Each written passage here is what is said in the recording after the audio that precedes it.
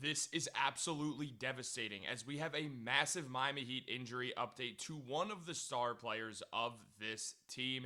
And with this happening, there is going to be multiple layers of new narratives that are coming with the Miami Heat between both veteran players where there's been a ton of trade talks and also some of the younger guys as well who the Heat have been needing to have a breakout season, but now things have gotten even more dire in a huge update that's going to affect how the Heat go around the rest of this offseason as well in regards to trades, who else are going to sign to training camp deals, and a lot more as well. And we're going to jump right into that as always. But real quick, guys, if you are part of that 80% that's not subscribed to Heat Digest, make sure to subscribe for daily Miami Heat updates. This is the place to be for all Miami Heat content every single day. But let's jump into the video, guys. There's a lot to go over on this situation here because we have a huge Heat injury update.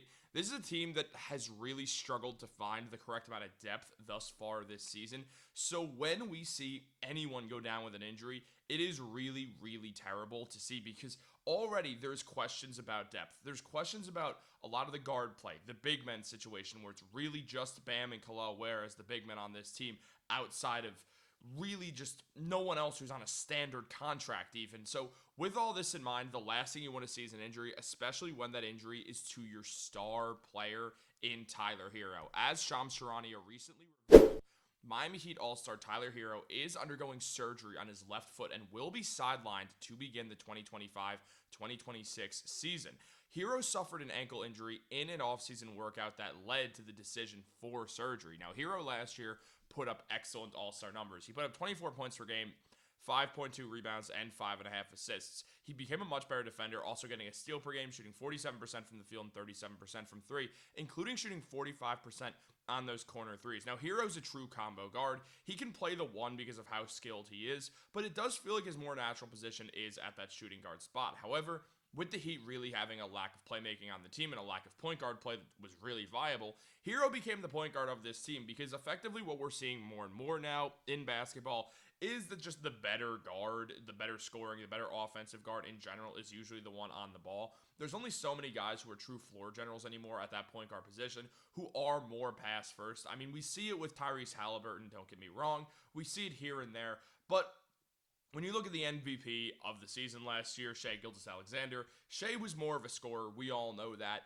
We now see Tyler Hero, who's been playing a role where he is still more of a scorer, but he is a good passer, and the man has done a lot for this Heat offense. But now the Heat offense is going to have to figure out how to live without him for a little bit. And also, going into training camp, this Heat team looks a lot different from what it did years prior going into training camp. So with a new season and Hero being one of the leaders of this team, this is the worst possible time to have this news break out. Now, there is a lot to go over with this situation.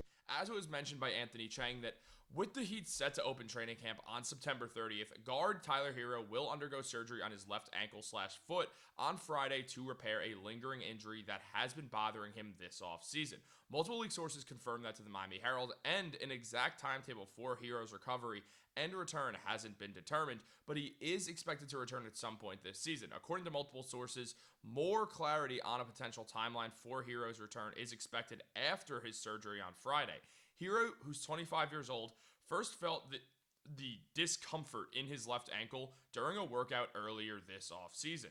Now, Hero received Palatin-rich plasma and cortisone injections in recent weeks in hopes of avoiding surgery, but the discomfort never subsided and the surgery was deemed necessary to avoid more issues down the road. So obviously you never want to see this with anyone on the Heat, but especially Tyler Hero. Hero's been someone who not only was excellent throughout his time in the regular season, also has had some good playoff moments. He's had his years where he's been inefficient in the playoffs as well, but he has had good playoff moments, don't get me wrong. And with that all being the case, what we're seeing out of Tyler Hero is a guy who the Heat desperately needs. So not having him here is going to be very worrisome, at least for the first part of the season when he's not around. Now, when we look at the Heat's depth chart also, this is where things also get interesting because we see this is not a very guard-rich team. So if Hero's out, which he's going to be for the beginning of the season, you do wonder who is really going to step into those roles. Now, you have a few different options here. I mean, Davion Mitchell had an excellent playoffs, and we will talk about that a little bit later.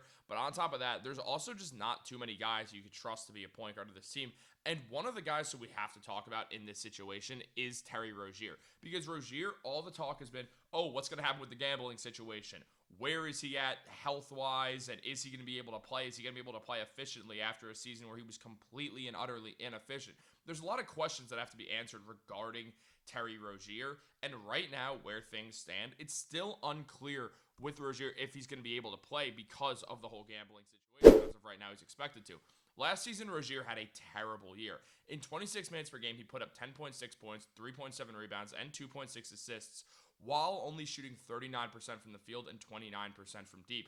The man was just completely and utterly inefficient after being traded to the Heat just a year and a half ago, where he looked good at first. I mean, he didn't exactly have a similar role to what he did in Charlotte, but also part of the situation in Charlotte was they had no one to play offense, so it was easy for Rozier to get those touches. But he was a lot more efficient in Charlotte, and even his first year in Miami, or first half a year, we should say, he showed that talent, putting up around 16 points per game with the Heat. So we definitely have seen a drop-off that has been concerning. But again, there are other options as well. We look at a guy like Drew Smith, who the Heat recently re-signed, who last year obviously didn't play a ton with Miami, but now his role increases for the time being, because a man who put up 6.2 points per game, 2.6 rebounds, and 1.6 assists while shooting 53% from three on the season. Again, it's albeit limited, but at the same time, Drew Smith is still showing that he's an excellent three-point shooter. He can play that point guard position. He's going to have to do it, at least for a little bit, while the Heat try to navigate this hero-less situation. On top of that, we also see Davion Mitchell, who probably right now I'd say is the favorite to start a point guard on opening night. He makes the most sense. He's 27 years old, just turned 27, just had an excellent playoffs, and a very efficient season, putting up 8 points per game, 2.3 rebounds, and 5 assists. He got a steal per game, is an absolutely phenomenal defender, and shot, again, 40% from three, 42% in the corner three, 47% from the field.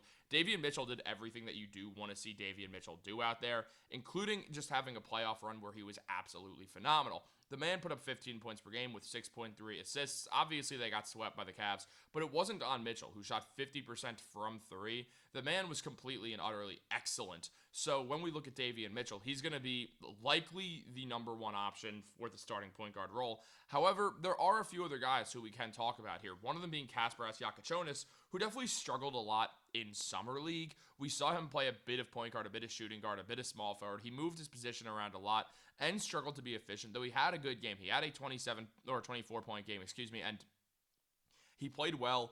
Obviously, the numbers on Summer League were not great. When we look at the whole stats overall, they're not exactly super exciting. He put up 9.5 points. He didn't shoot the ball very well. He shot well from the free throw line, but outside of that, his field goal percentage was not good at all, with a 31.8% from the field and just a 21.4% from three. Giacochonis likely is not ready for the moment right now. And also, when it's unclear what exactly his position is going to be at the NBA level, he's not the guy who you want to start at point guard, because it feels like that could start to go wrong pretty quickly. But we are going to see how the Heat navigate this situation overall, and it's going to be interesting to watch throughout the rest of the time while we wait for Tyler Hero to come back and be healthy. But guys, what do you think is going to happen? Who do you want to see be the starting point guard on opening night when it's clear that it's not going to be Tyler Hero? How will the Heat fare without Tyler Hero? There's a bunch of questions that we have to answer, and a bunch of subsequent videos that will be coming after. So make sure you're subscribed. Make sure you have those post notifications on. Like this video. Have a great day. I'll catch you later.